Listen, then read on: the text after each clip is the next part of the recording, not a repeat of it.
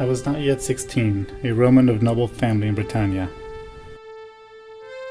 My father was a deacon of the church, and we lived in comfort.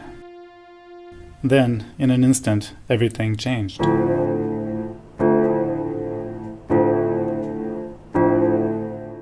Then I was sailing across the water, somewhere away from home.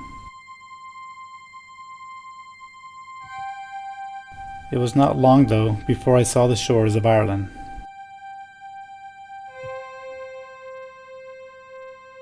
This is where I would serve as a slave herdsman. Out in all weather, rain, snow, wind, and bitter cold.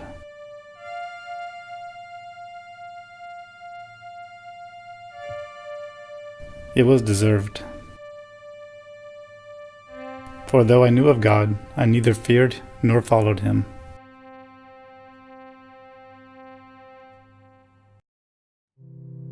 Yet in my distress I sought him. I grew to love him, and in his mercy he heard me. Then one night, 6 years later, I heard him speak to me. He told me to go, my ship was waiting, that I may return to my homeland. And so I fled.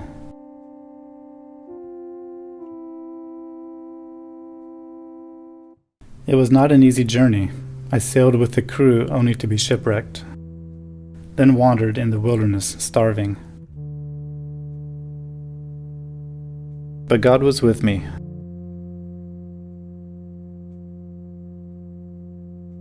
I was back in my homeland.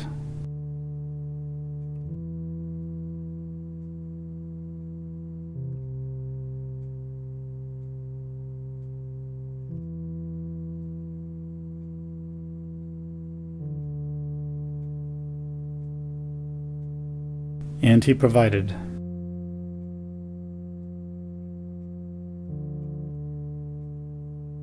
I knew I'd be all right.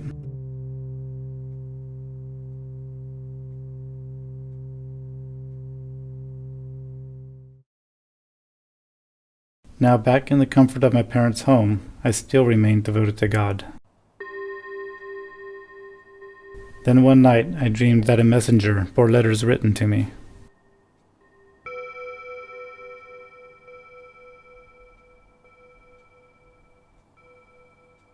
I could never have imagined what they beheld. It was from the people of Ireland, pleading, imploring for me to come back. Come walk among us again.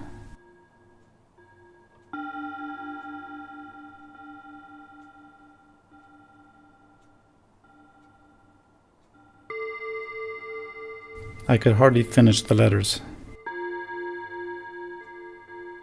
And I knew what I must do, but I felt so inadequate. My education was not much to speak of, so I set myself to study. If I was to bring the message of God's love and mercy,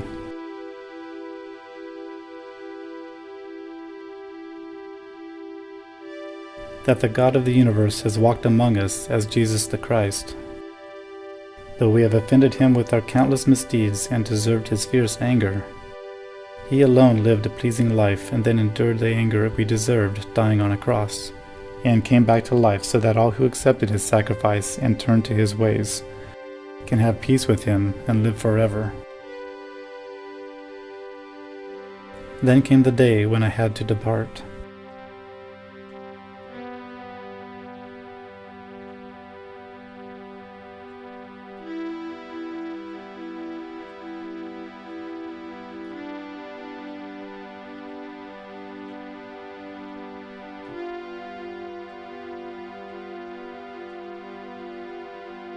But I knew God was calling me back to Ireland.